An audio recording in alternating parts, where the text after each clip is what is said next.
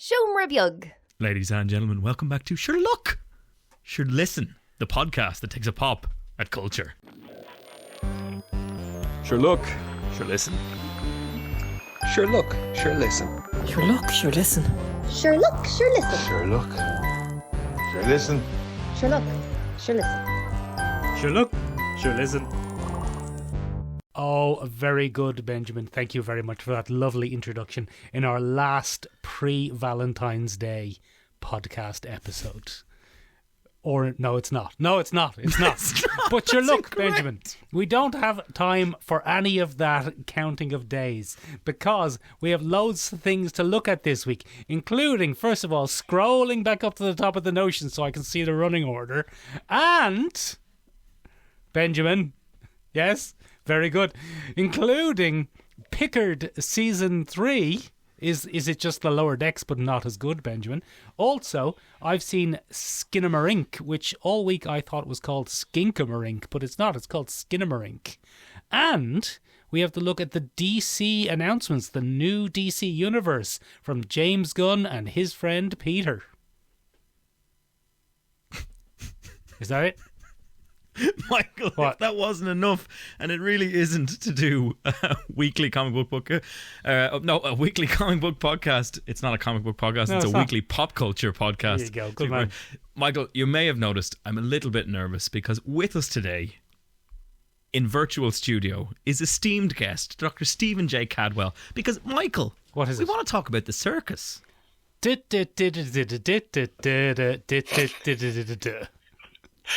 Yeah, podcasting gold there.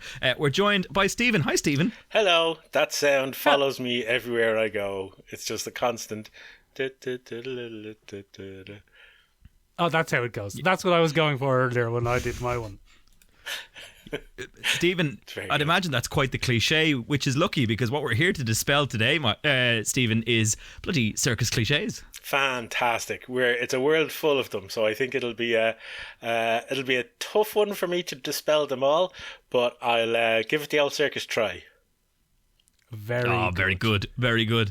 Now, Stephen, just before we get into our usual running order here, because there's a placeholder name on this episode, and it's "Not my circus, not my monkeys," which is a phrase uttered by managers everywhere and people who get very vexed by other people's behaviour. But you said it's a Polish phrase. Explain that to me. Yeah, as far as I know, it's a Polish phrase that comes to, as you say, when it comes to a situation where you know this is not my job, it's not my responsibility.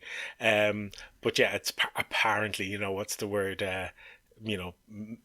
Legend has it that there were two circuses in town. One circus's monkeys got free and started running around the town, and the ringmaster of the other circus said, "Oh, not my circus, not my monkeys." So it's the deeper you dive into the contemporary circus world, the more you'll realise that puns and wordplay follow us everywhere we go. So if there isn't a circus a circus podcast out there already called "Not My Circus, Not My Monkeys," I can tell you I'll be bringing it to Siomra Productions in the coming months if today is a hit. You heard it here first, ladies and gentlemen. You heard it here first. Amazing stuff. So that's just a little taster, ladies and gentlemen, of what we can expect through the rest of the episode. Nom nom nom nom nom, as they would say. Benjamin, speaking of put upon managers, imagine the hard work it must be for poor old Jean-Luc Picard to still be stuck with those same 6 people showing up in his life 40 years later. He doesn't look well. He does not look well in the Patrick Stewart. He looks all shaky and old. It's sad. Because he is, Stephen. That's what happens to us. It happens to us all. Look at young Benjamin there. Once the picture of youth. I'm a wreck. My knees hurt when I go up the stairs. I actually thought we were on a call with the crypt keeper. Yeah, no, that's that. actually just young Benjamin Colopy. Benjamin, Yes. look, I don't think anybody loved season 2 of Picard. I didn't even watch it. I didn't even know there was a season 2 of Picard. There was season 2. Remember they fought the Borg Queen? Why would I remember that? I think that actress died recently. She did. She passed away last week. Yeah, she died Anna very young Tish. Something like that. Yeah, very young and very unexpectedly. I've probably made a mistake. No, I think you're right. It's very sad altogether. But anyway, I don't think anybody was particularly enamored by the time traveling back to modern day issues. Benjamin, you were saying particularly that you have no interest in modern day issues. That's not what I said. You said exactly. Do you mean modern budget-friendly issues where you don't have to pay for sets? Exactly, yes. Modern day budget-friendly issues. But this one seems to be kind of... Is it fan baiting? Is it pandering? Or is it just what it should have been the whole time? Yes. I would go with the lattermost option of the entire set. Oh, there. very This is what Picard should have been from day one. Star Trek The Next Generation 2. You see, Yes, now Electric Boogaloo. I'm going to come in here right now with one of my hot takes. You know I'm famous for my hot takes. Here he is with his famous hot takes. I'm coming in hot. And I don't want to drop the smack down too early, but I'm afraid I'm going to have to disagree with you there, Ben. Because it would imply, your previous statement would imply that there were still some stories to be told from the Next Generation crew and the adventures of the Enterprise. Whereas I would say, yum, yum, yum, yum, yum, chef's kiss, leave that alone. It was perfect. It was beautiful.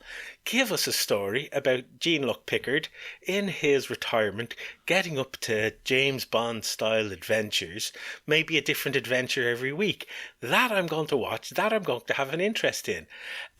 But what they did with Picard instead was one good episode, a bunch of diminishing returns episodes, and then a series, like a whole season that I don't think anybody outside of Micklesmith watched. So he went back in time. He went back in time and solved immigration. Oh. They spotted him up in Priorswood the other day. But, like, all you have to do is get, like, okay, there's a Romulan from your past who's now out, like, looking for revenge. So you have to catch him before he catches you. Let's do a little, trip around the solar systems trying to catch him. The end. Stephen, that was the plot of Star Trek Nemesis. That was word for word the plot of Star Trek Nemesis. So okay. to go back to your original point, maybe there were no stories left to tell. Maybe there were no stories left to be told. I mean, the Q trial, like, it summed everything up. It just...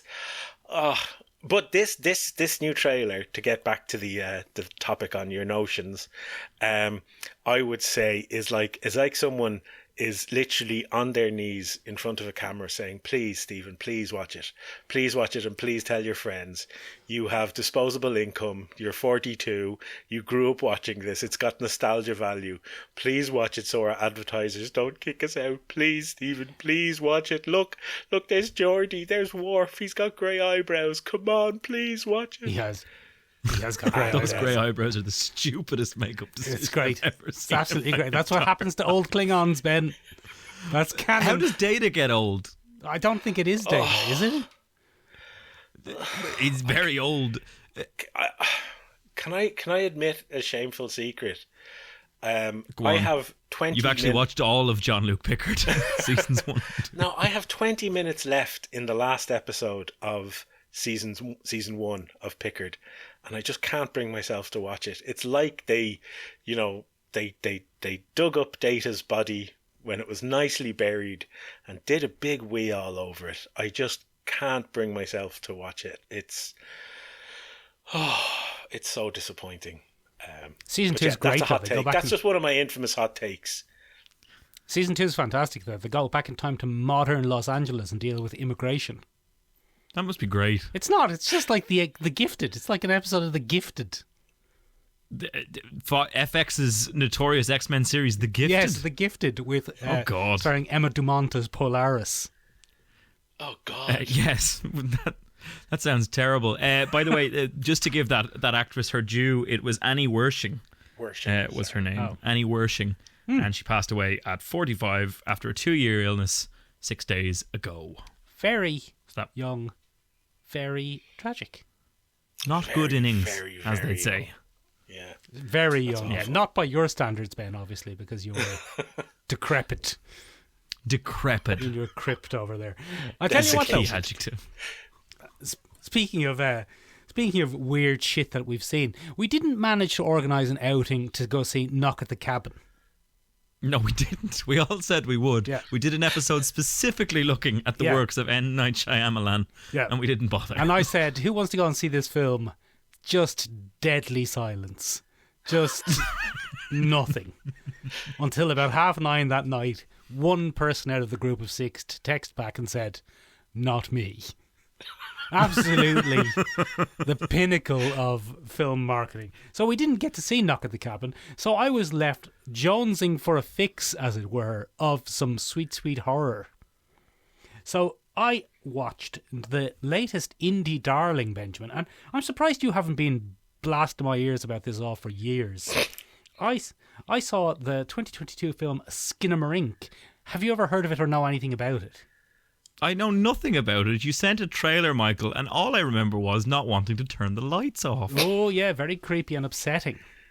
Oh, no good. Well, I watched the same trailer, and since I watched the trailer, I've had the Slinamarink song on loop in my head, because I'm unfortunate enough to have 2 very young children who like watching Coco Melon and BB Finn and other things that any parents out there will cringe at the sound of. And Slinamarink is this awful, awful American song. Skinnamarink dinky dink, Skinnamarink doo. I won't sing anymore in case YouTube takes us down. But that's just been on loop in my head, so I can only imagine this is some kind of child-based horror. So here's a bit of the backstory, right? It's made by it's very micro budget movie, and it's made by a YouTube film producer who started off doing YouTube shorts and doing Reddit shorts. Oh, very good. And I didn't he even know created that Reddit shorts existed. Yeah. Well, it's just, hey guys, go check out my YouTube video, but posting that on Reddit. But And then 10 minutes later, the mod's going, hey, Yeah. no self-promotion. no self-promotion. Michaelandbenjaminspodcast.com. So then you say, hey guys, my friends do this cool podcast. Yeah. I thought you guys might be interested. Very good. I did that on no, Reddit. that's Yeah. That's what we were saying. Yeah, spoiler, Stephen. We don't have any friends. Yeah, that's how they rumpled you. So, anyway, look, Slinamarink. So, the director made this film, and this is the weirdest thing I have ever seen in my entire life. Looked it. It looked it. Yeah. Yeah. To the point where... Oh, sorry, go on. No, go on. I'd like to hear what you're going to ask me. Well, because so I wanted to do a little bit of research ahead of today's show, and from what I can gather, it's like a slideshow. It's like mostly still images for 2 hours. So, it is barely a film. I don't think you could call it a film. I saw a very interesting YouTube video the other day on the language of cinema. And this is a film in inverted commas, which kind of doesn't speak that language. Yes. For example, we never see a human face in the entire thing. Oh. What? There are people in it, but the camera never points at them. Because the camera is pretty much always fixed on a point. And the point is a point that doesn't make sense. Like just the upper left corner of the room, or a gap under a door. And things might be happening in the room and people might be talking sparingly, but the camera never points at them. And they might be in the middle of a sentence and we cut to a different room, to a different shot. And we can kind of hear that in a room where we just were, people were talking. But now it's just muffled. And it is not, it is barely a film. Michael, Yes. did you go and watch an NCAD final year grad show? Yes, pretty much. It is very okay. much like, but 2 hours. Ouch. That sounds very much like an NCAD final year grad show. It's very much experimental. And it's a hard watch. You have It's to really boring. be in the mood for that, though. Yes, exactly. Exactly. Or do a lot of drugs. No, I don't think so. because I think the whole point of it is it captures. It is a 2-hour fever dream of a film, but not in the sense that Thor Ragnarok is a fever dream, or like it's a literal. This is what a horrible dream feels like. This is what a dream when you have a migraine and you've managed to go to sleep and everything is just fragmentary and weird and unpleasant. I was in Belfast once. It was like this. And it was like this. Just the entire city was like this. Everyone was out of focus. I didn't see anyone's face. No, it wasn't. I love Belfast. Belfast. Just repping my Belfast Circus homies out there. I love Belfast. Belfast is great. So anyway, I was in Belfast and I went to bed with a migraine in a weird place. And I just had weird, half awake, half asleep, slightly panicky, one of the most awful nights of my life. And this film is like watching that for 2 hours. That seems awful. It is awful. Yeah. I couldn't, in all, it's awful. It's interesting, but it's awful. Yeah. I couldn't recommend this to anyone. You see, there's a part of me that's really intrigued by this, and there's a part of me that's like, oh, cool, that sounds great. And, I love the idea of a micro budget, kind of doing well virally in, this day and age. And, it kind of harkens back to the Blair Witch and all that.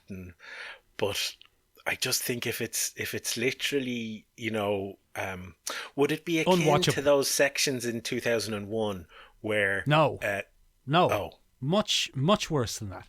This is unwatchable. Oh, but fascinating. Shudder's all about that, though. I think you have to look at the network this is being released on. So Shudder is horror's premier streaming service. Yes, go on. And Shudder is probably putting the most amount of funding into weird, out there horror projects. Oh, yeah. And it's really, as we say here on the podcast, Michael, it's a real throw your pasta at the wall and see what sticks kind of method. But it does tend to produce the occasional odd pasta gem. I don't even know if you'd call this a gem. This is barely a film. Like Blair Witch draws a lot of comparisons to it, but Blair Witch, despite its innovation, and Blair Witch is a film. Mm-hmm. It's a film. It has a narrative. Sure, it's vague and the ending is weird, but this is hard to watch. But I'll never watch it again, I don't think, and I can't honestly recommend watching it. But I have been thinking about it a lot since it ended. Yeah. And isn't that the point of an NCAD final year grad show? That's the National College of Art and Design, by the way, for our international listeners. Ben's taking a stab at the middle classes of Ireland. But it's Middle like that. upper. I suppose a lot of artworks are like that. It's like, it might not be for you, but it might still be fair to say that the world is richer for its existence. So, maybe Yes. it's enough to kind of say, I won't recommend it, or I didn't enjoy it, but, I'm glad it exists as an avenue of exploration. But that's me trying to be generous. I haven't seen it. Yeah. It's just shy. Speaking of things that might make the world richer for their existence or might just be shite, we got a massive announcement. A big, this huge week. pile. Yeah, we got a stack that's going to keep us going throughout this entire podcast. James Gunn got up there on the YouTubes and gave us a whole rake of announcements for his new sequence for DC. He's going to expand the DCEU. Yeah. Looks a bit disjointed, doesn't it? Well, look, everything looks a bit disjointed. Well, speaking beginning. of disjointed, can I ask a question? Do you remember the episode of The Simpsons with the Gummy Venus de Milo? Where Homer is brought onto that hard-hitting, shock jock video journalist show, and they edit his speech so as he keeps saying that sweet can, sweet can, sweet can. Yes. Do you remember that episode? I remember that episode. Why did they edit James Gunn's speech like that? Why did it jump around in and out of... And it seemed like in mid-word it was jumping wide, close, wide, close, close, wide. Like, did he did he just ramble for 5 hours and they cut 6 minutes out of it, or Probably. like? I hazard a guess that is exactly what happened. It's the same effect that you get in every 30-second TikTok trailer for an upcoming movie. You just have like Kang, and he's talking about Scott Lang, and he's like, Scott Lang, you are the Ant-Man, but I will help you to travel back in time if you don't fight me now. I'm like, whoa. That was actually season 2 of Picard. Yeah. But it's like, it's just get them to, please get them to say the line. I miss the day when they would record some lines specifically for the trailer instead of just jumble cutting bullshit together to make someone say something they didn't say. So I think there's 2 very clear things happening here. First of all, the announcement itself was much longer for journalists and news outlets. Journos. Journos. And so what happened, in order to make that digestible to a planet that has a shorter attention span than anything known before this. Hey, I watched Slinamarink for 2 hours. Yeah, and you're worse off for it. Maybe a shorter attention span would have done you well. Yeah, there we go. He's looking off into the distance, being that this is not a visual medium, ladies and gentlemen. You may have missed that. But anyway, the other thing is, I hazard a guess that one James Gunn is a man who enjoys an off-the-cuff ramble. And I think occasionally Warner Brothers execs go, oh, Christ, rein it in. Make it tight. Just tighten it up. Tighten that up. But we got some... Sorry, go ahead. No, that's what I'm saying. Tighten it up. Tighten it Not up. the Anyway, podcast. we got a series of announcements here, ladies and gentlemen, including Superman Legacy, which is going to be a Superman film, but thank Christ, ladies and gentlemen, not an origin story. Oh, good. Oh, but how are we going to know where he comes from? I don't know. I think he comes from space, some kind of planet called Klingon, I think is the name of the planet. Oh, yeah, white eyebrows. White eyebrows, and his father, Picard, Yeah. puts him in a ship and sends him to the Borg homeworld. Oh. And Where they then play Quidditch. he discovers some powers. Yeah. Yeah, on a vineyard. Oh, right. He grows up on a vineyard You're just and discovers that he has great powers. You're just getting mixed up with Picard now, Ben, I think. Oh, I've done that, sorry. Probably shouldn't start episodes with Picard. Benjamin, Yes. what's Superman Legacy about? Tell me. Superman Legacy is going to be about Superman balancing his Kryptonian and human cultural upbringings. Oh. And trying to find a balance between the two. It is rumoured, given the graphics that were displayed with it, that it's probably going to be based on a Superman for all seasons by one wee Granty M. We Granty Morrison. Wee Granty Morrison. Is wee Granty M now just like doing everything? Like, it seemed that a lot of the new slate is off Granty M. Books? I don't know how they say books in Scotland. I'm sorry. Books. Book. Ho hoba. Ho hoba. But there's possibly a solid reason for this, and the reason for that is one of the most successful DC properties of the last while is bizarrely Doom Patrol. Oh, yeah. Oh, go on. Doom Patrol gets a consistent viewership and rave fan reviews for its dedication to the weirdness that it comes from, and it's almost entirely based on Grant Morrison's run on Doom Patrol. And I think... Benjamin, Yes. shut up for a second, though. Is Doom Patrol on the sheet?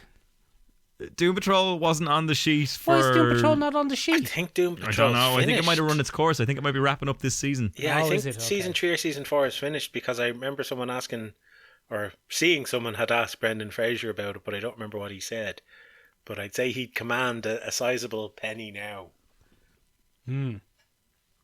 But yeah, I mean, in that particular case, that's done quite well. And weird stuff is doing well because Peacemaker was also a runaway hit at the start of last year, and that was odd as shit. That That was James So- Gunn. Yeah, if you're looking for an odd as shit comic book run, look no further than the latex-wearing, smooth-headed, bloody drug trip that is Wee Granty M. Oh, we Granty M. I thought that was coming from me. Benjamin, No. is Superman Legacy the one where he goes into the sun and he's got too much powers? He's got too much juice. Is that He's this got one? the juice, but it's too much Is juice. that not All-Star Superman? Possibly. What's Superman Legacy? What's Grant End done about Superman Legacy? But I think that's a Superman for All Seasons, which is also a Jeff Loeb, We Grant EM Is it? double hit. I think it's based on both of those properties, Michael, but I would have to double check that. What's going to go on in this then? Is it going to be... Who's doing Superman? We haven't picked that yet. That hasn't been discussed yet. That's not coming out till 2025. So they have a bit of time. Not a lot of time. No, they want to get rolling on that. They want to get rolling on that. Well, I'd say you're in with a chance for it, Mick. I'd say. I mean, have you sent in your tape yet? Or? I'll send in the tape. Why not? That's how Barry Keoghan got the Joker in Batman. I'm not kidding. But Barry Keoghan sent in. Barry Keoghan made his own audition tape for the Riddler, and he sent it in as a gag because he found out that his buddy Colin was on, and he said, "Fuck it, I'll give it a go," and he did. And the director Matt Reeves said, "You're not. I probably won't give you Riddler, but come here to me. Have you thought about this one?" Have you ever heard of a little And that's how he got that gig. Have you ever heard of a little character called Mostly Cut Out of the Film Inmate Number 2? Num num num num num. Have you ever heard of him? So, where we might actually see a bit more of that, Michael, was the other announcement that was made. That is the Batman 2, which will be out in 2025. So that's been confirmed on the slate. Oh, very good. That's with Robert Pattinson. Which is going to be an Elseworld. Isn't that right? It's a separate timeline. Correct.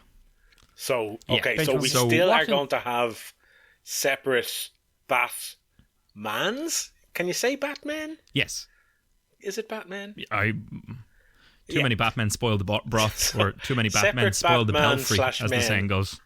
But they will be in the cinema essentially simultaneously, but representing different timelines. Am I correct in making that assumption? You are correct in making that assumption. So one of the most interesting things to come out of this slate of announcements was James Gunn has said that there's going to be consistency in voice acting and representation of these characters. And what he means by that is, if there's someone playing Batman on the big screen, that same actor will do the voice acting should they be in a video game or in a television series. Yes. Now that has caused consternation. Because one of the things that has always kind of marked DC apart is that lots of different actors get to play different characters at different points. So there's been a bit of controversy there, and one of the best examples of that is probably Batman the Animated Series, where we got the dream team of Kevin Conroy, may he rest in peace, and Mark Hamill as their respective characters. But it'll be interesting to see that and what happens there. Benjamin, Batman and Robin, though, what's it called? Batman and Robin? World's Great? Batman and Robin. Is that just what it's going to be called? But that's taken. No, Batman the Brave and the Bold. Batman the Brave and the Bold is going to be the name of the new one. And Michael, that is rumoured to be based on another We Grant EM We Grant EM. storyline. Yeah, We Grant EM, Batman and Robin from 2011, I think, if I'm not mistaken. And that was where Dick Grayson took over as Batman. Dick Grayson of the Flying Graysons. Of the Flying Graysons, which we'll hear more from later on today, ladies and gentlemen. Num num num num num. And so that's what we heard there. And then, but apparently it's still going to be Bruce Wayne, because James Gunn has been very clear and said that it's going to be a father-son based. Yeah. So it's going to be Bruce and wee Damian Wayne. Wee Damian Wayne making his live-action debut. Oh, very exciting. Wait, wasn't Damian Wayne in Series 2 of the Titans? Oh, was he? He might have been. There was an a-hole big screen debut. Robin. Yeah, his big screen. But I got really excited when I saw that it was going to be Batman the Brave and the Bold, because I thought it was going to be a cinematic retelling of the cartoon Batman the Brave and the Bold. But it's not. Using Diedrich Bader. Yeah, because I really like that cartoon, and I show my kids it frequently, even though they don't want to watch it. It's very good. It's mad. It's brilliant. It's chaos. You're telling me there's going to be a Waller TV show?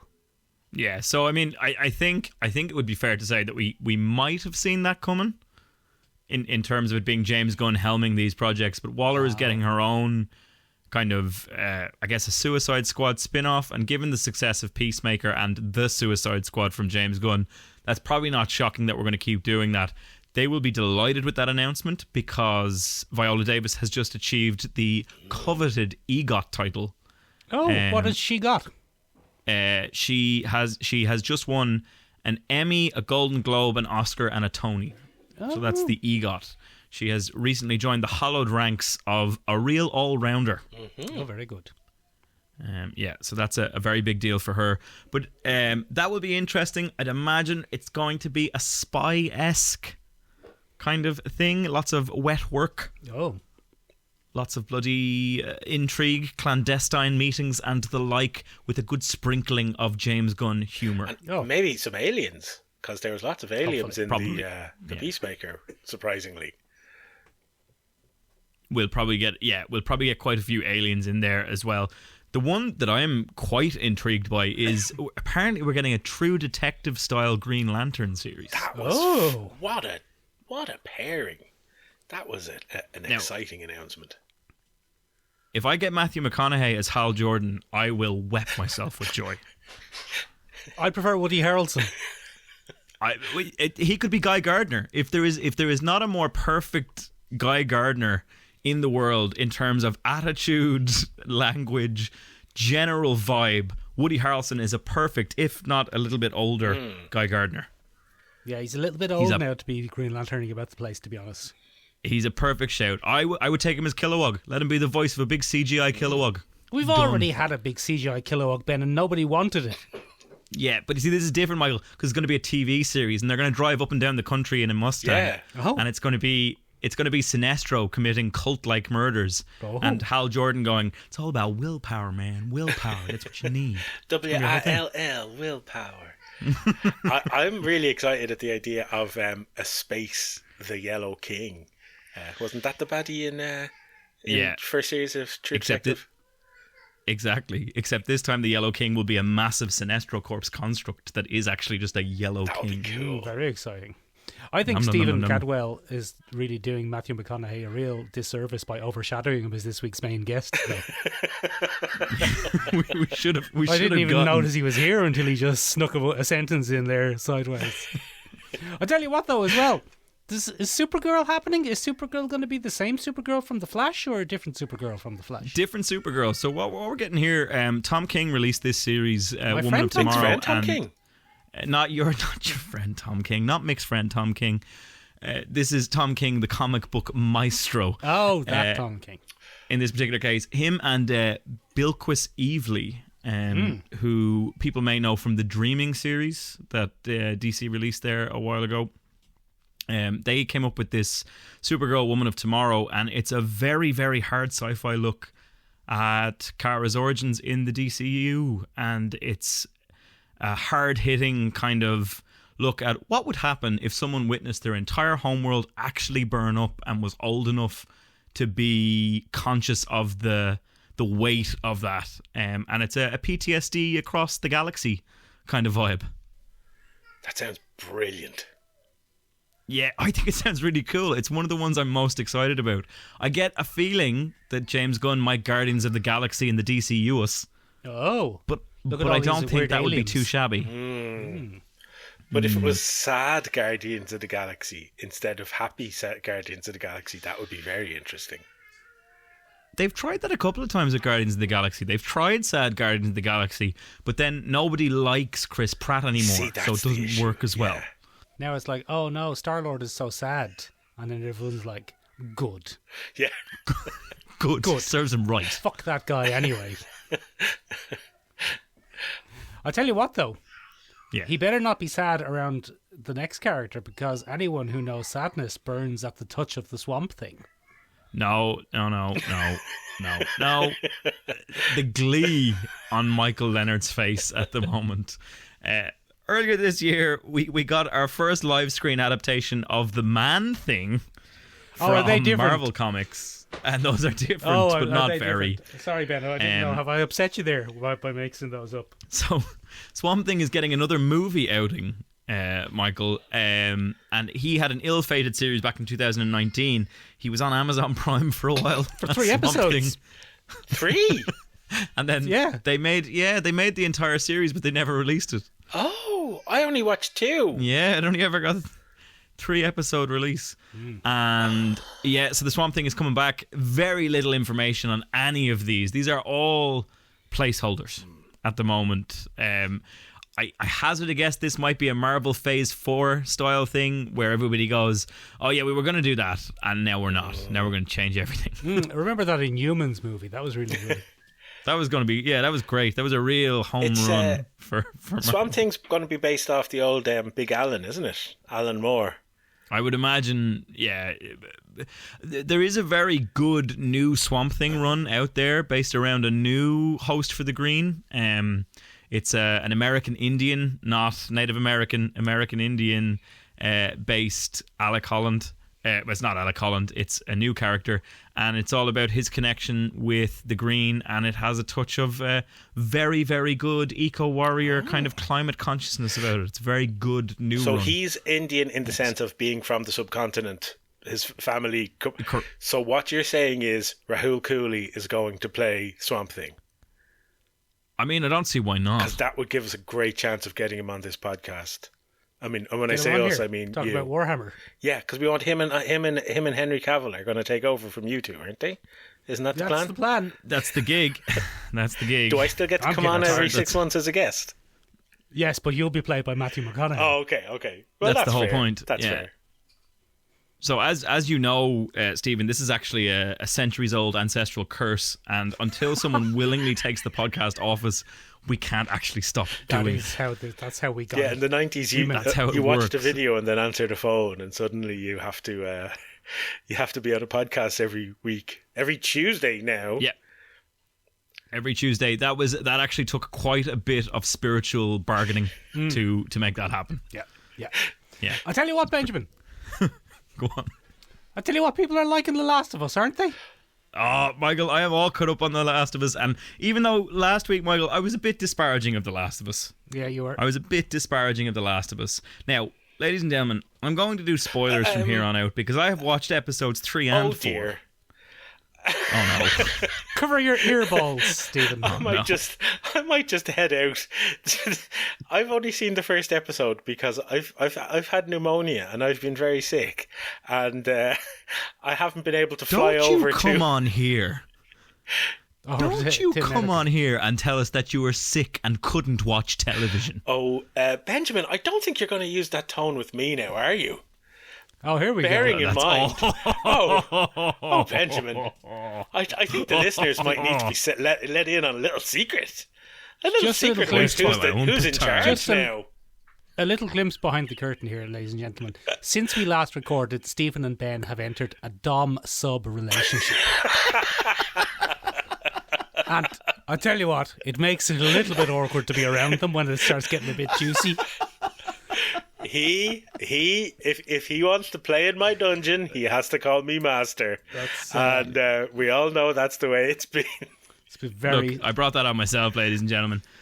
Stephen, if you'd like to go and make yourself a cup of tea while we talk about Benjamin, the just Last of Us. talking vagaries, please. Just talking. I well, don't no, it's like okay. vagaries. You can spoil it. I'm only jesting, for I have played both games twice, so I'm very familiar with the story. So unless there's, massive shifts away from the plot, There are a few big all shifts, all right. caught up. Well, Stephen, unfortunately, episode 3 is a massive shift away from the plot. That's not Ben. Not too huge, but it is fairly significant. I have not seen an episode of TV this raved about for quite a while. I think this Absolutely beloved. Yeah, absolutely beloved. So, episode 3 features 2 characters from the games, Frank and Bill. Mm-hmm. And in the games, I believe they're just crime partners. But or just 2 smuggling buds. I don't think they are, Ben. I think they are. No, I think they're lovers. I think is. Oh, are they lovers in the thing? Okay, Ben, good. Well, in this case, to give you I a big do wink, believe- Ben, they are a pair of smuggling buds, if you know what I mean. No, I do believe it's explicit in the game. Like, It is, yeah, I think yeah. you might I have to haven't find played it, their, so I wasn't sure. I think you might have to read it in one of their diaries as opposed to they're explicitly said during gameplay. But I always understood them to be a partnership of the romantic variety. Yeah. I would love to see how Stephen- it could come up during game. Don't shoot me, I'm gay. Don't shoot me, I'm a gay fella. To which Ellie would reply, "So what?" So what? And stab him with a knife attached to the end of a baseball bat. Yeah.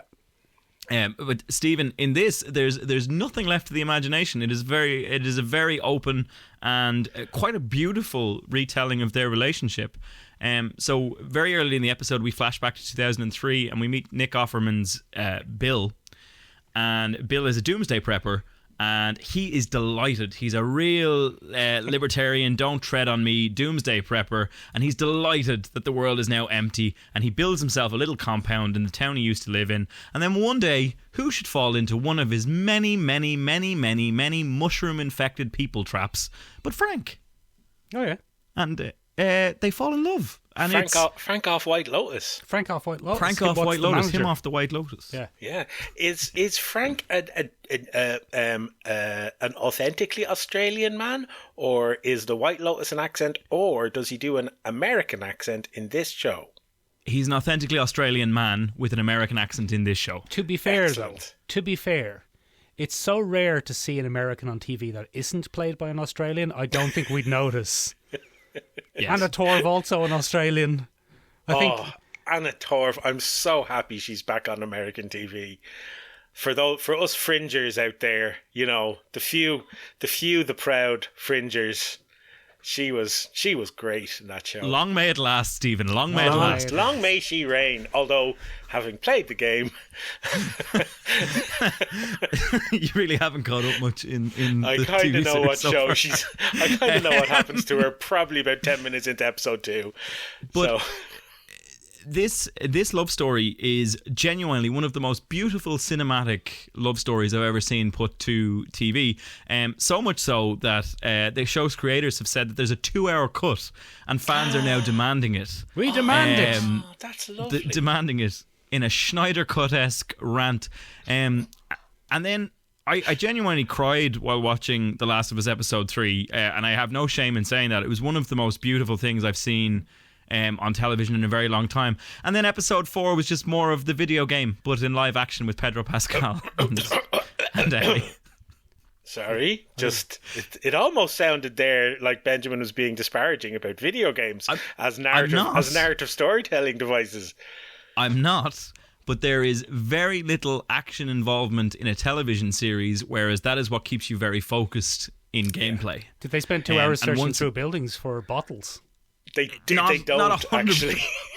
Not 100% along those lines, but we flesh out the world a bit more. However, this time I will say that the relationship between Ellie and Joel, Pedro Pascal and Bella Ramsey is improved tenfold and is actually a joy to watch. It is really fast becoming one of my favourite shows. I think it's really well done and there's phenomenal character work and chemistry there. But Michael's giving me the roll it up, Benjamin sign. So that brings us on to the main reason we have one Dr. Stephen J. Cadwell with us. Hello. Hi there. How's it going? What is that, Ben? What is the main reason? We have created this episode specifically for Stephen J. Cadwell, just to get him on the podcast. Just to get him said on to here. ourselves, do you know who hasn't been on the podcast in a while? Stephen J. Cadwell. Do you know what he loves? Circus. He does, Benjamin. Let's get him on there. In excitement, in anticipation, Benjamin, we put up a little poll on the Instagram. You refused to put it on Discord, Benjamin. I said, are you going to put it on Discord? And you said, I will fucking not in my life. And I said, all right. He hates us on the Discord. He hates us. So I said, don't worry, well, I'll put it up, Benjamin. And we put up, who's your favourite circus superhero? And we put up MCU Hawkeye, old Robin himself, Dickie Grayson, old dead man himself, Boston Brand, and from what circus is he from? The Munich National Circus? The Super German Circus. Yeah, he's from Ein Super German Circus, Kurt Wagner. And I'll tell you what, Kurt Wagner took an early lead, but Dickie Grayson himself, Benjamin, the most famous circus performer in media, ended up taking the win with 38% of the votes. We had a few write-ins as well. Thanks to everyone who voted. Who were the write-ins? There were a few write-ins. Ben, the first write-in said, MCU Hawkeye does not have a circus performing background, you fucking donut. That's the first thing that somebody wrote in. I would have said that if I had been allowed. The second thing that somebody wrote in was Dumbo, which I think is a great shout. Yeah, great shout. Good. One of the original flying superheroes, Dumbo. Yeah. But Stephen, that leads me to a very important question. If I join the circus, Yes. will I have to inevitably don a domino mask, a brightly coloured costume, and fight crime with a very grumpy man who should probably go to therapy? Yes. I'm actually going to therapy already, Ben, so I don't care about your little snide jabs. Yeah, well, so most circus people that I would know would fit into the bracket of superhero. Most of the ones that I work with are incredibly moral, incredibly athletic superfolk. But whether you have to do it is really it's circus is all about choice. But just to explain why the delightful Mickles and Benjamina have invited me on, I should say that it's not just because I love circus. It's also because I used to work for, kind of still do, a circus. It was called Galway Community Circus, and big shout out to all my circus family. And I used to work for them for a number of years, and I'm also, as a doctor, I did, not a medical doctor, a doctor of philosophy, I did what they call a postdoc, which is kind of an add-on you can do after you finished your PhD and you still don't want to get a real job. And I did a European-funded postdoc in youth and social circus. So I've written a few articles about youth and social circus, and I've worked for a number of circuses, and I've helped put on many, many, many circus shows. And most recently, I've was talking about the circus down in Galway at a conference in what used to be NUIG, which is now University College Galway, and I have a short documentary coming out soon from the University of Montreal, being published by them in a new journal about a circus project, a tightrope walking circus project. So my background is mostly academic and job related in circus, but also it's a very, very, very small world, so I do know most circus people in Ireland, I'm pleased to say, and a lot of circus people from around the world, and I would be very confident in describing them all as superheroes. But there are one or two who are circus villains. They are definitely in the supervillain category. And it's kind of like the Joker's henchmen are often depicted as like kind of weird clowns, the clown prince of crime. Nothing funny about clowns is what we always say. They're very, very serious people. You don't want to make too many jokes at their expense. Are clowns very serious people in real life? Oh, hugely, hugely. Clowns and clowning is one of the most serious topics of discussion in my world. And so the area that I normally work in is what we call youth circus, which are youth and social circus, to put the full name on it. But that's where you use circus as a tool to help people who are marginalized by, their age, their economic status, by, whether they might be in recovery, whether they might be in, kind of having trouble with the legal system, physical, mental disabilities, anything like that. So circus being used as a tool for, physical and social support and help. But one of the weird things we've noticed is that most directors of youth circus organizations are clowns, because they're all very serious and they don't like joking about things, and they spend most of their time. Like the late great Will Chamberlain was an amazing clown, incredibly funny, and he put Belfast Community Circus on the map, and he was one of the primary figures in youth and social circus in Ireland, if you take it as the 32 counties. I mean, he was based in Belfast and he was an Englishman himself, but he passed away a few years ago, but he was a absolutely hilarious individual, but incredibly serious at the same time, which was very jarring when you're trying to have a pint with him. But I would say, yeah, he definitely could have gone the villain route. He could have, held the country to ransom if he wanted to, but fortunately he went the hero route. Stephen, I would just say that Ben very much does count the 32 counties as Ireland, just on that note. But also, just as a quick question then, what do real circus people think about the prevalence of clowns being baddies in movies? What about the likes of Pennywise the Clown or the Terrifier or any of the infinite, essentially, knockoffs of the scary clown trope coming to get you? I mean, I would say for the majority of people that I would know at this stage, it's just kind of boring at this stage. It's like I think what kind of annoys circus people more is when politicians, if they've done something terrible, get compared to circus people and clowns. That's when it gets really annoying, because it's like, hey, we're out here doing our best to entertain and to make life nicer for people. So I think weirdly, if we associate circus people with a demon who eats children, they'd be like, oh yeah, whatever. But if you were to associate us with Donald Trump, we'd be like, hey, no, that's a bridge too far.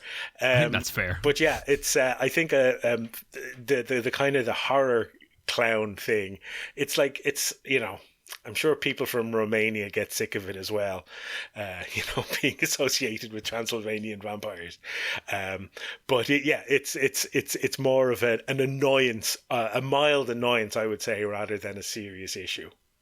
Stephen, you were saying that young people are brought into the world of circus to help them deal with issues or give them a sense of community or teach them skills and stuff like that. Yeah. But in comic books and television, anytime we ever see it, they're already fully developed people, and the circus leads them to some sort of tragedy. So it seems like the opposite. Yes, well, you see, this is why I think Dick Grayson is actually a great example.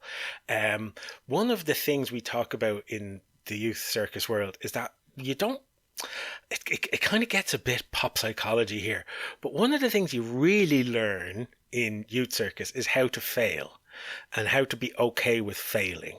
So you learn how to fail. Often you learn how to fall, and you learn how to drop your juggling objects, or how to fall off your unicycle safely, and you learn how to fail. And so I think there's always a risk associated with circus. It's one of the things that makes it different from other art forms. It's if your audience are fully aware that what you're doing is without risk and is totally safe, it's probably not going to be a very entertaining circus show. But if your audience have even a shadow of a doubt that you might hurt yourself, that means they are committed to a risk, and they're more engaged in what you're doing, and they are more impressed by the skill you're showing. So there's always this wonderful element of risk, but not necessarily danger. So when you talk about Dick Grayson and how his parents fell, they died doing trapeze, wasn't it? Flying trapeze? Well, they were sabotaged. They were sabotaged. Yeah. So interestingly, the exact same as Boston Brand. Boston Brand was also an aerialist who was sabotaged. I think you could have said that much more artistically, Benjamin. I remember a Sega Mega Drive game from the early 90s called Eternal Champions. I don't remember it. It's here. I have it, actually. It's in my hand. I can't find it. Where is it? Is it there? Oh, you can't see me. Of course, the listeners can't see me. But it's here. It's here somewhere. I'll find it in a second. But one of my favourite characters from that was a kind of a different a take on the circus performer. She was a circus trapeze artist, and her name was Jetta, and she refused to go along with the machinations of the local crime syndicate, and they sabotaged her trapeze while she was performing, and then she died. Oh, and is that the the game is supernatural? Well, so she comes back to life to fight in a fighting tournament. It was a 90s video game, Stephen. Is she an undead aerialist revenge plot? Yes, that's exactly what it is, yeah. But that's my point. That's exactly the same as Deadman, as Boston Brand. Yeah, one of the interesting things is my friend Jess is a flying trapeze artist. So when you said Jetta, I got very excited for a minute. But she didn't get Is she mixed an up with undead the... flying trapeze artist? No, as far as I know, she's still alive. She's a stunt good. woman now in New Zealand. Oh, very good. Yeah, which is great. That's great. Yeah, that's interesting.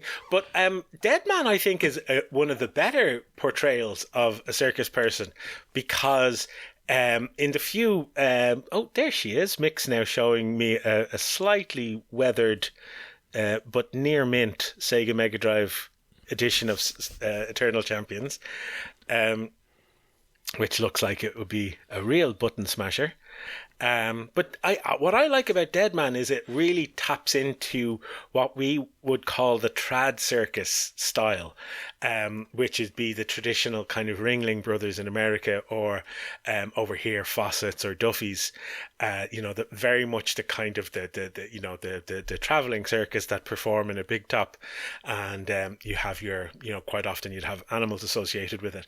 But I loved Dead Man in the few issues that I read when I was younger. I loved the style that he had, that kind of freak show element, that there was that kind of sideshow aspect to his character and its aesthetic, because of course when we talk about sideshows we literally mean the show that's beside the big top. So you had your big top circus and then you had a smaller tent beside it where you'd have your niche performers. So when we say sideshow, it's actually referencing the physical layout of a circus big top.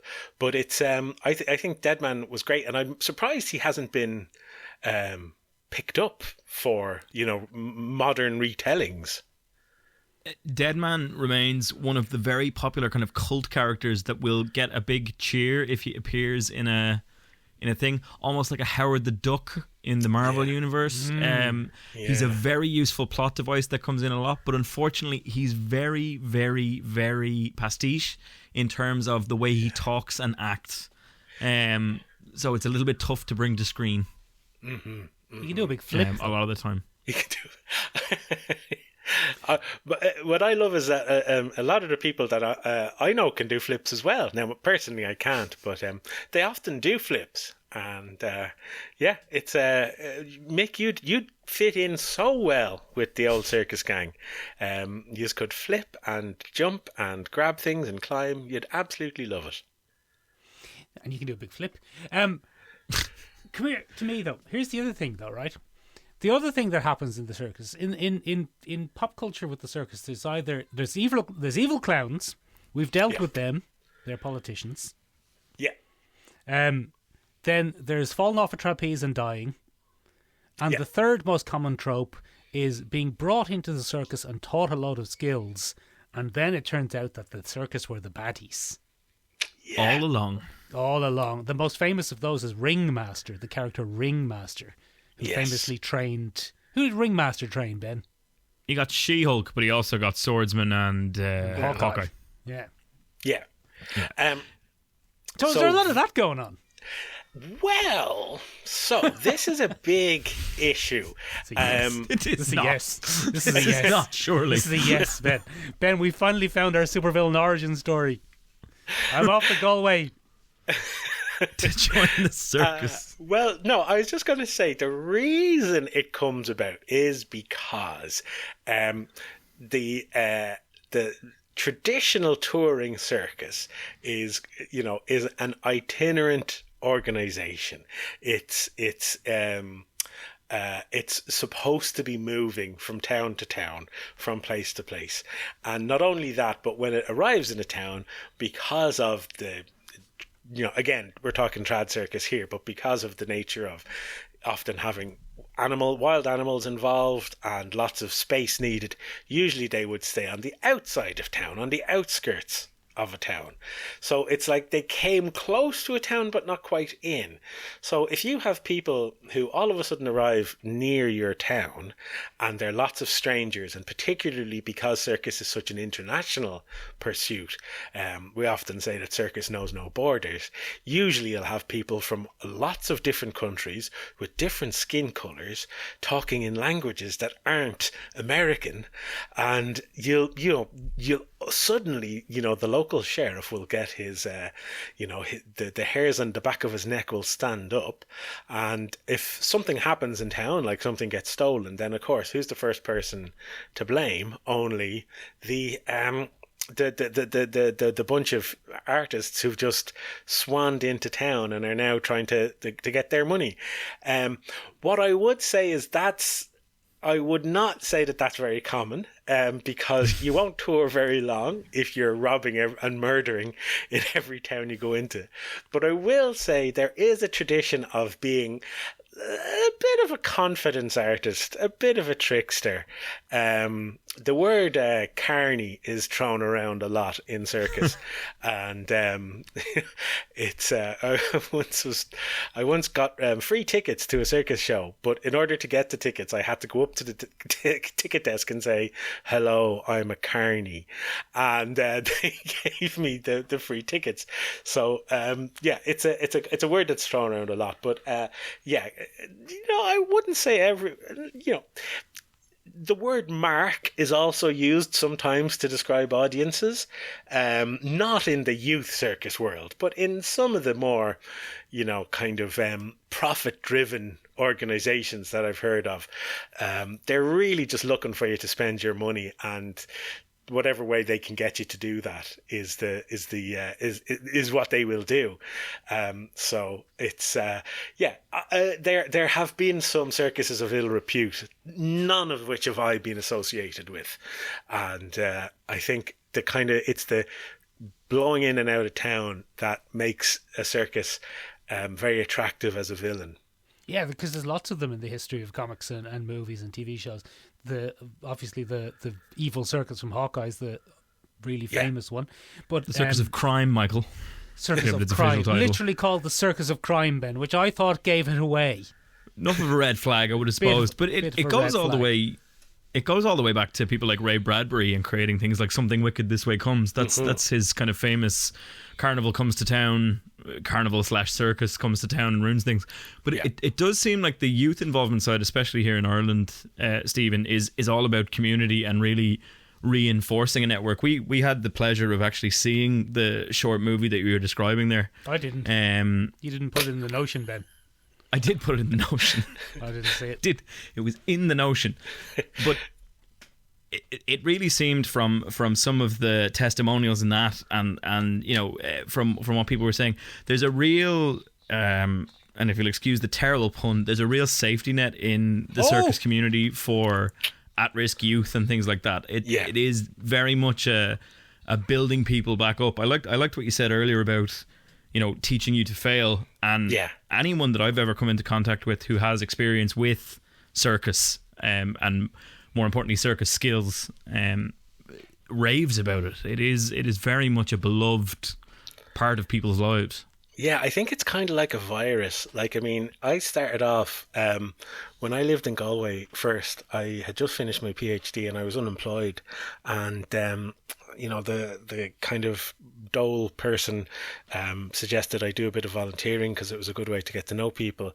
And the circus Galway Community Circus that I've mentioned a couple of times now, they were looking for a native English speaker to write their newsletter. And as everyone who worked there was non-native, they had perfect English, but it was a little bit more time consuming for them. So I was their newsletter writer for a few months, and then I just kind of started working, and then suddenly my whole life began to revolve around the circus, and it was only COVID really that stopped me working full time for the circus, or in the circus world. But it really is. I can't kind of sing its praises highly enough, because it's if you can get comfortable standing in front of people, performing and failing, and knowing that a failure or a mistake is just an opportunity to learn, you will find in your day-to-day life it's much easier to handle rejection and stress and different things like that. it's wonderful in the way that Dick Grayson exemplifies taking a tragedy and using that to mold his response and his behavior into becoming a superhero. And I know Robin is kind of often maligned, but if you think about if you were to think about him in real life for a minute, just like Batman, he had his parents cruelly taken from him, but he doesn't, unlike Batman, he doesn't go into this dark, brooding, kind of slightly obsessive, trauma response. He instead becomes kind of a supportive character, a helping character, one who's always looking for the good in other people, and holding Batman to a kind of a code or to a standard that he really believes in. And I think that he's a great example of what the circus can do for someone.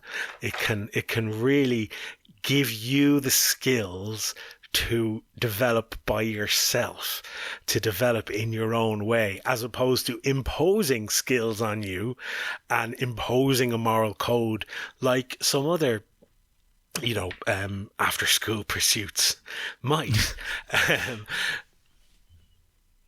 Yeah, absolutely. No, I mean, yeah, you couldn't get a much better review of it there, could you? Ladies and gentlemen, you heard it here first. He's like Joining Batman, the circus, but he's much less of a dick about it.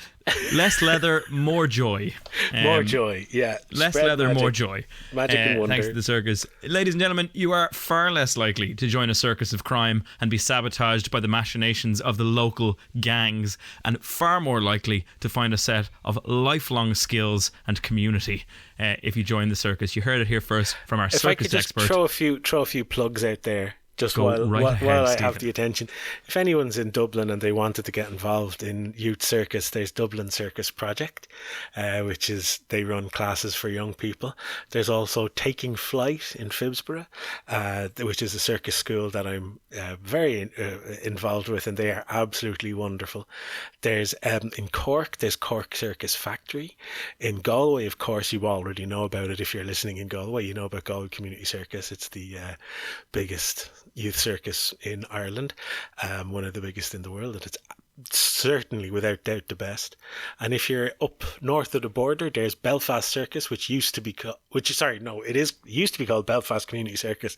Now it's Circus Full, and they'd be a great organisation to get in touch with. And if you're abroad, there's probably a circus in your area. And if you're not a youth, if you're old like me and you want to get involved, most of these organisations will also do evening classes for grown-ups. So do get involved, because you're never too young or too old to run away with the circus. And it was the best decision I've ever made in my life. So I strongly recommend it. And if you'd like to know more, I'm sure Mick and Ben, or no, if you want to know more, hop up on that Discord and ask me myself, because I'm on the Discord. Hop up on it. Hop up on that Discord, baby. We will. I couldn't ask for a better wrap up, Stephen. You can also get in touch with us through our Instagram at Your Luxury Listen podcast. You can get in touch with us on Twitter at Your Luxury Listen, and we will pass any queries on to Stephen J. Cadwell. We will also have some of his information and some of the links that he just mentioned down below in the descriptions of these episodes. Stephen, thank you so much for coming on. And you're very welcome. Dusting away.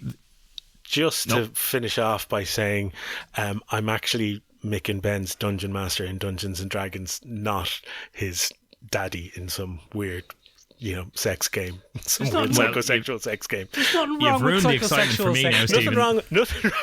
Nothing wrong with it. But yeah, I'm going to give Mick 10 experience points and deduct 50 from Ben. So sound. Ladies and gentlemen, you can join us in a week's time, where it'll be the day before Valentino's Day, so we'll probably do some kind of romance related shenanigan. Oh shit. Next week when we take a look at that. So get in touch with us that. If you can think of any episodes that might be interesting to do for Valentine's Day, get in touch with us at the places we listed below. Thank you so much again, Stephen. And Mick, do you want to do your funny little bit there? Oh, there's no better way to take the sting out of a funny little bit than say Mick's going to do a funny little bit now. Yeah, I know. That's why I did it. See you next Tuesday, whatever. Yeah. See you next Tuesday.